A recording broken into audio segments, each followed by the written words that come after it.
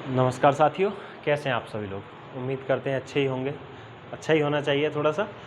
अच्छा, आज की जो हमारी वीडियो है, आज चार्टर एक्ट अधिनियम वगैरह इन सब से हम आज़ाद होने वाले हैं और देश को भी आज़ाद करने वाले हैं। यानी आज हम इंडियन इंडिपेंडेंस एक्ट 1947 को देखने वाले हैं। इसके बाद में हमारी जो संविधान है, कॉन्स्टिट्यूशन है, पूरा का पूरा शुरू से चलेगा। प्रस्तावना वगैरह पूरी संविधान सभा से लेकर शुरुआत से एंड तक उसको कवर करेंगे। लेकिन पहले जो आज हमारा अंतिम अधिनियम रह रहा है, इंडियन इंडिपेंडेंस एक्ट 1947, इसको देख लेते हैं। क्या क्या इसके प्रावधान थे, क्या इसकी भूमिका वगैरह, और फिर इसके बाद में इसके कुछ लेकर निष्कर्ष। फिर इसमें कुछ और भी हैं, जैसे बालकन प्लान, माउंटबेटन का बालकन प्लान क्या था, माउंटबेटन योजना क्या थी, 3 जून 1947 की योजना क्या थी, क्लीमेंट एटली की घोषणा क्या थी, कब थी, ये सारी चीज़ें आज हम कवर करने वाले हैं। और साथ साथ आज ये चीज़ भी देखने वाले हैं कि जो विभाजन था उसको लेकर कांग्रेस क्यों मजबूर हुई, कांग्रेस के नेताओं का विभाजन को लेकर क्या बयान थे। अपने आप में सारी चीज़ें इंपॉर्टेंट महत्वपूर्ण हैं। ये क्वेश्चन में अगर आपने कभी एसएससी सीजीएल वगैरह के क्वेश्चन वगैरह देखे हो तो वहाँ तो ये जो वक्तव्य हैं ये भी उठा कर जो तो पूछ लिए जाते हैं। डेट वगैरह भी पूछी जाती हैं जो वैसे एग्ज़ाम होते हैं, जो छोटे एग्ज़ाम हैं, जैसे रेलवे हैं, ग्रुप डी हैं, या फिर और अदर एग्ज़ाम हैं। हालांकि यूपीएससी पीसीएस वगैरह हैं, उनका एक अपना स्टैंडर्ड है। उस स्टैंडर्ड पर जाकर हाँ ऑप्शन में आपको ये सारी चीज़ें मिल सकती हैं, तो वहाँ यह सारी चीज़ें देखनी ज़रूरी है। ठीक है, शुरू करते हैं। तो आज हम पढ़ने वाले हैं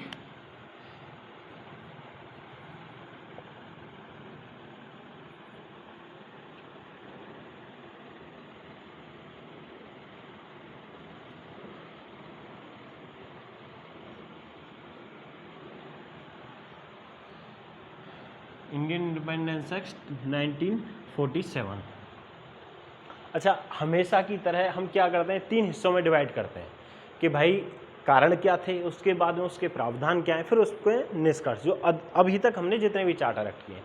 लेकिन यहाँ थोड़ा सा डिफरेंट, आज हम इसके पीछे के कारण नहीं देखेंगे, और उसका रीज़न ये है कि इसके पीछे के कारण बहुत सारे का पूरा मॉडर्न इतिहास अगर हम देखते हैं तो उसमें क्रिप्स प्रस्ताव है, शिमला समझौता है, जितने भी मिशन होते हैं, कैबिनेट मिशन है, भारत छोड़ो आंदोलन है, ये सारी की सारी, वर्ल्ड वार सेकेंड, ये सब इसके पीछे के कारण हैं।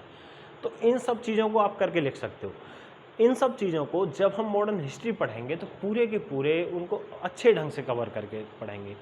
आज हम क्या पढ़ने वाले हैं, आज हम इसके प्रावधान, फिर उसके बाद में बालकन प्लान क्या था, फिर उसके बाद में सबसे पहले तो हम माउंटबेटन योजना से शुरू करेंगे, क्लीमेंट एटली की घोषणा को भी कवर करेंगे, फिर उसके बाद में हम विभाजन को लेकर निष्कर्ष देखेंगे। तो सबसे पहले अगर इंडियन इंडिपेंडेंस एक्ट 1947 देख रहे हैं तो उससे पहले अगर हमको एक चीज़ देखनी चाहिए, भाई एक्ट आया किन आधारों पर आया, इसके पीछे का जो महत्वपूर्ण 2 आधार हैं उन्हीं में से एक है, ब्रिटेन के प्रधानमंत्री थे भाई उस टाइम पर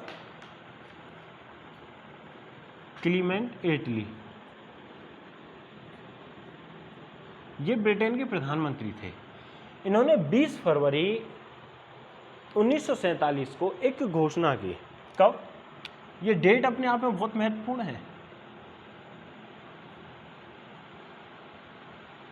और इसकी वजह यह है कि इसको क्लीमेंट एटली का उद्घोषणा भी कह देते हैं, या फिर इसको बोल देते हैं 20 फरवरी 1947 की घोषणा है, वो क्या चीज़ है। तो इसलिए डेट याद रखनी अपने आप में अति महत्वपूर्ण हो जाती है कि 20 फरवरी 1947 को क्लीमेंट एटली साहब ने घोषणा की और उसमें कहा कि हम भारत को 3 जून 1948 से पहले छोड़ देंगे। ये कहीं कहीं आपको 3 जून लिखी मिलेगी, कहीं कहीं 30 जून भी लिखी मिलती है। 3 जून आप वेरीफाई करके चलिए इसे। 3 जून 1948 से पहले हम भारत को छोड़ देंगे। और इसी ही घोषणा के अगले दिन यानी कि 21 फरवरी 1947 को जो भारत के वायसराय यानी गवर्नर जनरल हैं उनको बदला गया,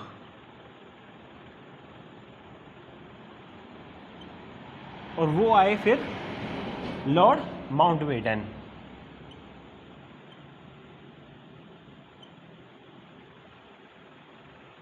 जो लॉर्ड माउंटबेटन है वो आते हैं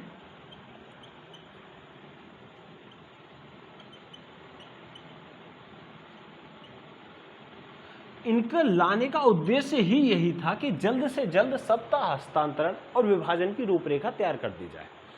लॉर्ड माउंटबेटन साहब आते हैं 21 फरवरी को, इन्होंने आते ही अपना काम शुरू किया और 3 जून 1947 को, कब, 3 जून 1947, ये डेट अपने आप में बहुत महत्वपूर्ण है, इसलिए याद रखनी जरूरी है।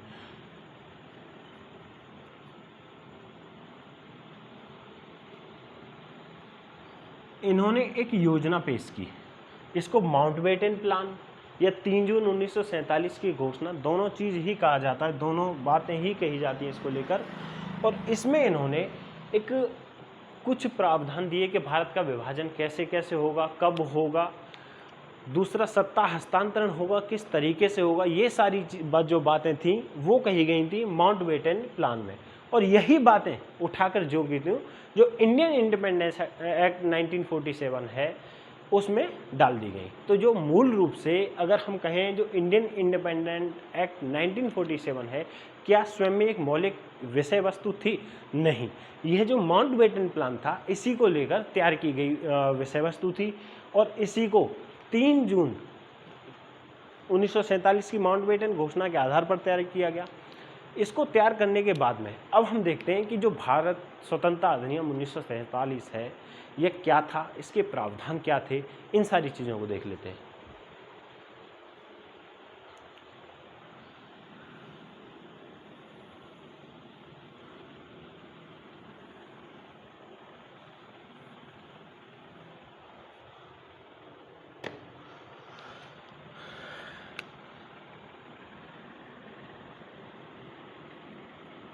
चार जुलाई 1947 को ब्रिटिश पार्लियामेंट में एक विधेयक पारित होता है और 18 जुलाई को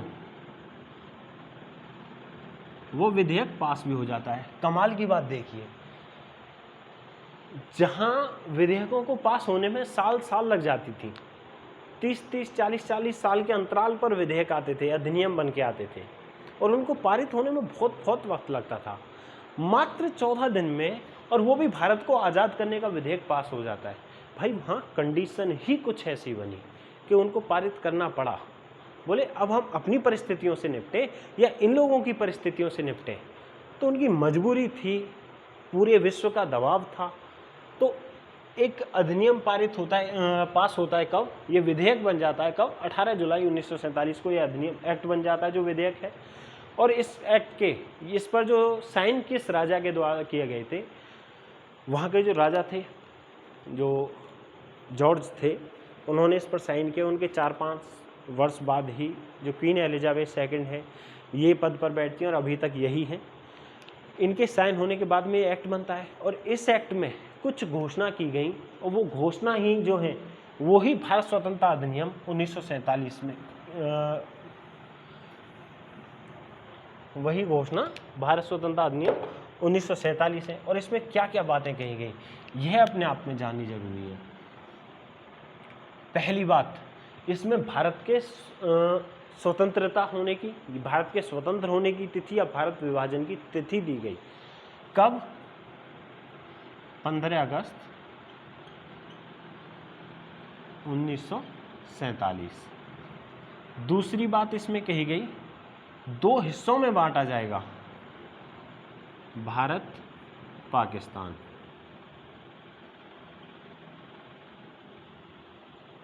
तीसरी बात जो ये एक्ट कहता, ये इंडियन इंडिपेंडेंस एक्ट 1947 कहता है कि जो वायसराय हैं ये खत्म कर दिए जाएंगे। चौथी बात कहता है एक कॉमन गवर्नर जनरल रहेगा।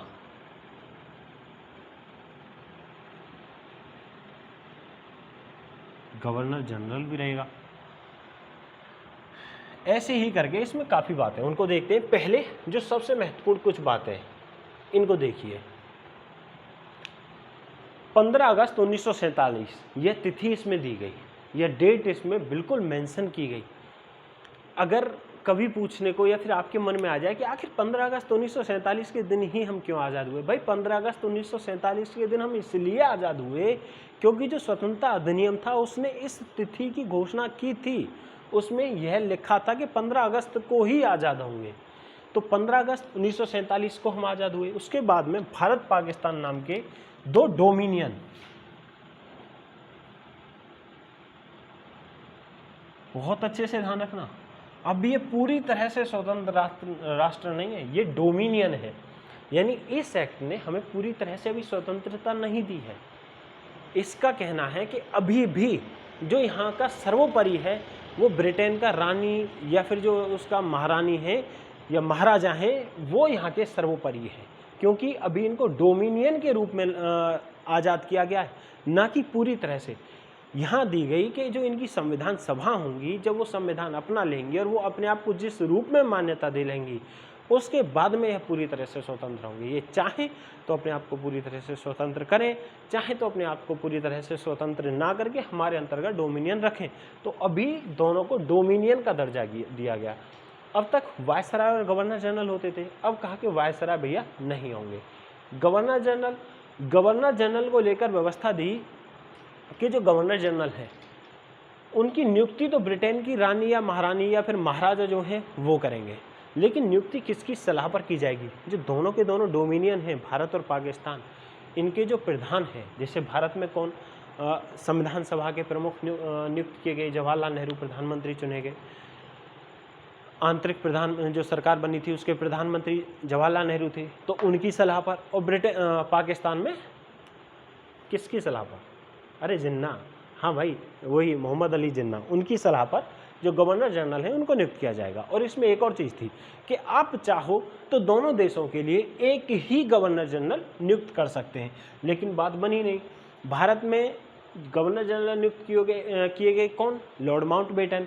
और जो पाकिस्तान है वहाँ मोहम्मद अली जिन्ना ने स्वयं को ही गवर्नर जनरल नियुक्त किया। इसके बाद में इसके कुछ और प्रावधान, भाई इसमें प्रावधान, अगर स्वतंत्रता अधिनियम आ रहा है तो क्या इतना आसान है? सारी चीज़ें बस इतनी 2 बात लिखी होंगी? नहीं, इसमें काफ़ी बातें हैं भाई जो जाननी जरूरी हैं।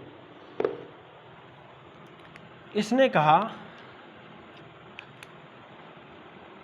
कि अब जो सभी संधियां वो खत्म हो जाएंगी, यानी जो भारत के रियासतों के साथ में ब्रिटेन की जो संधियां हैं वो सभी खत्म हो गई। लेकिन जो हमारी इन्होंने सबसे बड़ी मुसीबत खड़ी की, उन्होंने एक प्रावधान दिया और वो रियासतों को लेकर, और वो प्रावधान था कि जो रियासत हैं या तो चाहे तो आज़ाद रहें, चाहे तो भारत के साथ रहें, और चाहे तो पाकिस्तान के साथ रहें। यानी भारत पाकिस्तान के साथ साथ इन्होंने भैया इन रियासतों को भी आज़ाद कर दिया। यह चीज़ ज़रूर, ये जो बात है यह जाननी बहुत ज़रूरी है कि ये रियासतें हैं यह भारत और पाकिस्तान के साथ साथ आज़ाद हुई। ये अलग अलग राष्ट्र थे अपने आप में, छोटे राष्ट्र। वो तो जो सरदार वल्लभ भाई पटेल हैं, हमारे लौह पुरुष जिनको कहा जाता है, उन्होंने इन रियासतों को इकट्ठा किया, समझाया कि आपका अस्तित्व ही नहीं रहेगा भारत के बिना, और भारत भी नहीं। अब भारत क्या है? भारत, असली भारत उनकी वजह से ना। तो ये जो रियासत थी लगभग 563 रियासत थी, और 15 अगस्त 1947 तक आते आते 3 रियासतें रह जाती हैं, जिनमें हैदराबाद, जम्मू कश्मीर और जूनागढ़ की रियासत हैं जो भारत में विलय नहीं होती। उनमें से जूनागढ़ की रियासत को किसके आधार पर? जनमत संग्रह के आधार पर जनमत संग्रह किया जाता है, और उस जनमत संग्रह में लगभग 99.95% जो वोटिंग है वो भारत के पक्ष में होती है। हैदराबाद में पुलिस कार्रवाई के बल पर, और जो जम्मू कश्मीर है वो विलय पत्र पर साइन। जो महाराजा हरी सिंह है, पूरी अलग कहानी है, सारी को समझेंगे जब हम मॉडर्न हिस्ट्री पढ़ेंगे। वहाँ पर उनको भी मर्ज कर लिया जाता है फिर भारत में। तो ये जो रियासत है ये भारत में पूरा बखेड़ा खड़ा करने की इन्होंने पूरी व्यवस्था की थी कि भाई ऐसे ऐसे होगा। साथ ही साथ एक सीमा आयोग की भी व्यवस्था थी, सीमा आयोग।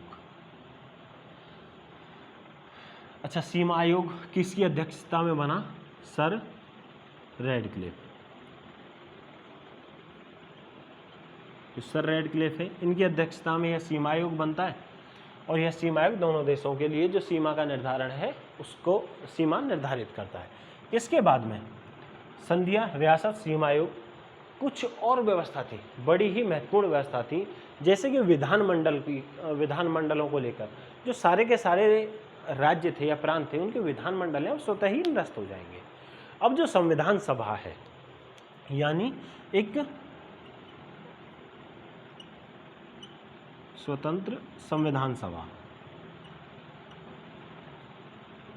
संविधान सभा दोनों राष्ट्रों को लेकर, दोनों राष्ट्रों को, दोनों राष्ट्रों की अलग अलग होगी, ये बात ध्यान रखना। कहीं सोचो यार भारत की यही है, पाकिस्तान की भी एक होगी, नहीं, दोनों राष्ट्रों की जो संविधान सभा है वो अलग, यानी एक एक स्वतंत्र संविधान सभा भी होगी, वही वहाँ के विधानमंडल और सरकार दोनों का कार्य करेगी, वही संविधान सभा भी होगी और वही वहाँ की विधानमंडल भी होगी। विधान जो पालिका है उसका कार्य भी संविधान सभा करेगी। यह बात इस एक्ट ने मेंशन की थी। साथ ही साथ एक और बड़ी मज़ेदार बात इस एक्ट ने ऐड की कि ये जो दोनों राष्ट्र हैं इनके पास इस एक्ट को मानने या ना मानने दोनों की आज़ादी होगी। मतलब क्या हुआ इसका? इसका मतलब हुआ कि जो भारत पाकिस्तान है यह एक्ट है, चाहे तो स्वीकार करें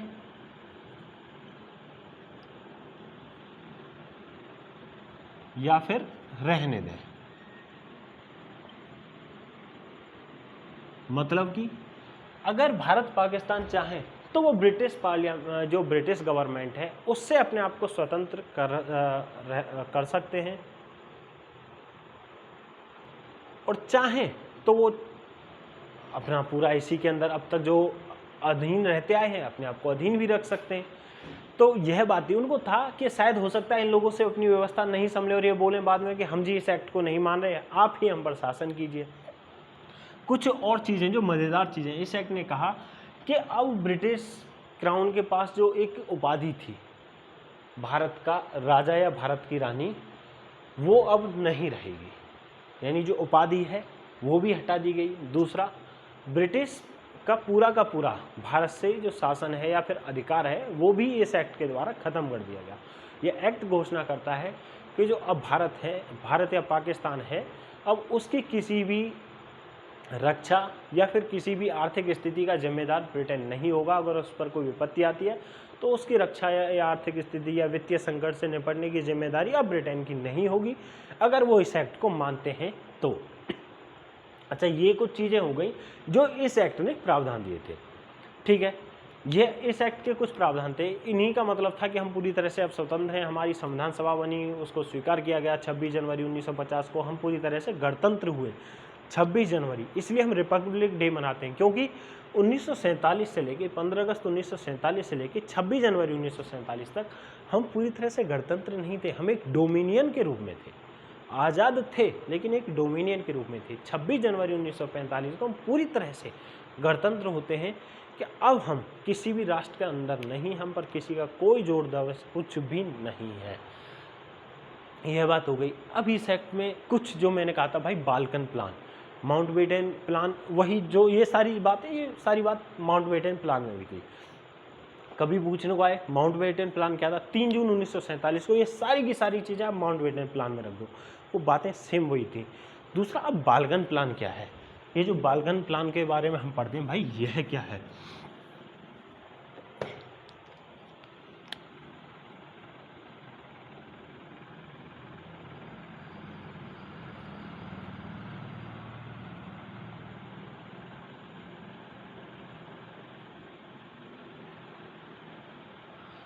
अच्छा, हुआ क्या था, जो माउंटबेटन महोदय थे, गवर्नर जनरल थे, इन्होंने एक प्लान बनाया।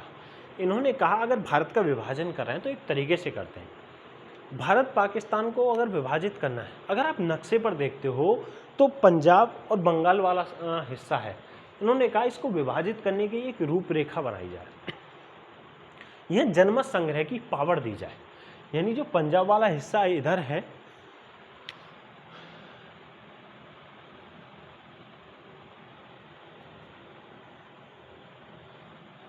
अभी थोड़ा सा काम चलाओ, आप समझ लीजिए। देखो, ये इधर को पंजाब वाला हिस्सा है, इधर जो आएगा ये पंजाब वाला हिस्सा, क्योंकि अभी इधर भी हमारा पाकिस्तान अभी हिस्सा है, ध्यान रखना, अभी बंटवारे से पहले वाली स्थिति है। और इधर ये जो बंगाल वाला हिस्सा है, ये पूरा का पूरा। इन्होंने कहा अगर हमको विभाजन करना है तो ये दोनों हिस्से, क्योंकि ये मुस्लिम बहुल हिस्से हैं, इन मुस्लिम बहुल हिस्सों में जनमत संग्रह कराया जाए।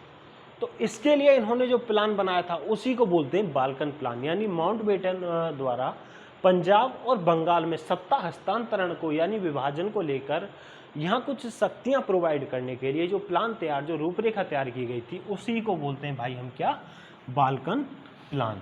हालांकि यह जनमत संग्रह की वहाँ पर नौबत आई नहीं, वो ऑटोमेटिक पाकिस्तान में शामिल कर दिए गए पंजाब और ये बंगाल वाला हिस्सा। खाली बंगाल का कुछ हिस्सा जैसे सिलहट है, यहाँ पर जनमत संग्रह हुआ और जनमत संग्रह में उस सिलहट ने जो पूर्वी पाकिस्तान है उसमें जाना स्वीकार किया। इसके बाद में विभाजन को कांग्रेस ने स्वीकार क्यों किया? कांग्रेस एवं विभाजन यानी कांग्रेस के कुछ नेता भी हैं, उनका भी कुछ कथन है, जैसे खुद जवाहरलाल नेहरू, उन्होंने काफ़ी कुछ कहा था। विभाजन एवं कांग्रेस, और कांग्रेस में भी कांग्रेस के जो हेड ऑफ कांग्रेस हैं कौन है? नेहरू साहब। नेहरू साहब क्या कह रहे हैं? आप बड़ी बातें थोड़ा सा समझने की कोशिश करना। नेहरू जी का मानना था जब विभाजन को लेकर कांग्रेस सहमत हो गई तो नेहरू बोले कि हम विभाजन को स्वीकार कर रहे हैं, क्योंकि विभाजन होने के पश्चात में पाकिस्तान अलग राष्ट्र बन जाएगा और लीग के पास फिर करने के लिए कुछ रहेगा नहीं। इनका मानना था लीग खाली उपद्रवी है जो केवल डिमांड कर रही है कि हमको अलग कर दो, अलग कर दो, अलग कर दो। अलग हो जाएंगे, इनके पास कुछ बचेगा नहीं हो हल्ला करने के लिए, और फिर आखिर में हमसे आकर मिल जाएंगे, यानी ये कुछ समय पश्चात दोनों राष्ट्र फिर से एक हो जाएंगे। इनका कहना था कि जो विभाजन है वो अस्थाई है, विभाजन अस्थाई है।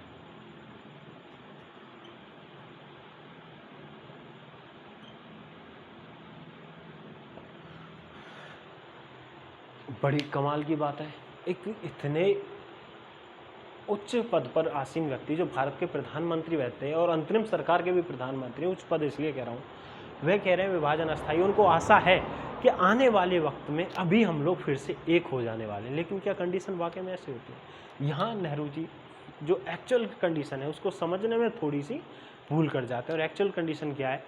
एक्चुअल कंडीशन कह रहे हैं क्या? गांधी जी, जो गांधी हैं, महात्मा गांधी,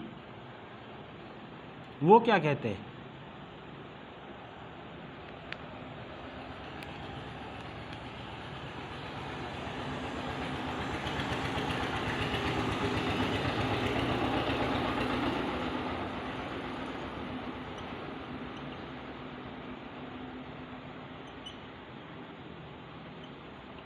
गांधी जी कांग्रेस से कहते हैं कि आप विभाजन स्वीकार करो, लेकिन दिल से विभाजन स्वीकार मत करो। आप मानो कि अब हम लोग हो गए, बट गए, लेकिन कभी यह मत मानना कि हमारे दिल बटे हुए, यानी आपस में ये जो झगड़ा वगैरह, ये जो सांप्रदायिकता, ये या फिर आज दोनों के बीच में मतभेद हैं, उसको मानने के लिए गांधी जी कह रहे हैं कि आप दिल से विभाजन स्वीकार नहीं करना। यह बात गांधी जी ने बाकायदा कांग्रेस से की और ऑफिशियल बात है ये, जो आप कहीं भी देख सकते हैं, जो गांधी जी का कांग्रेस को दिया गया बयान था। अच्छा, विभाजन स्वीकार करने की परिस्थिति क्या बनी? अलग अलग मत हैं इस पर, कोई एक मत नहीं है। कुछ लोग कहते हैं कि हाँ वाकई में कंडीशन ऐसी थी कि विभाजन स्वीकार करना जरूरी था, और कुछ लोग कहते हैं कि यार कंडीशन ऐसी थी नहीं कि विभाजन स्वीकार की जाए।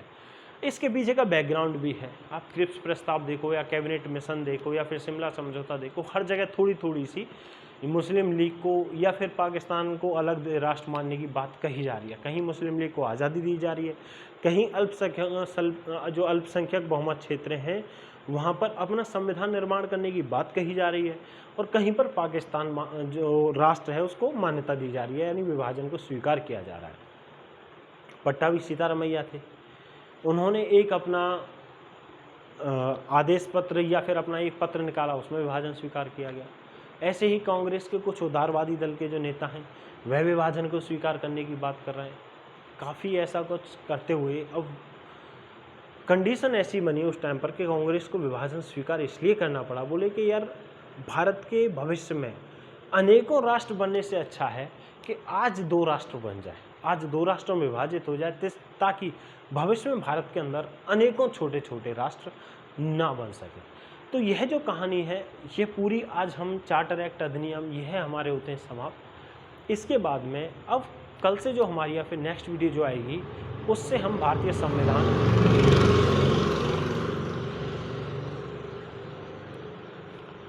संविधान और फिर अपना जो इतिहास की हमारी कड़ी है वो शुरू करने वाले हैं। जल्द ही चीज़ें सुचारू रूप से शुरू हो जाएंगी।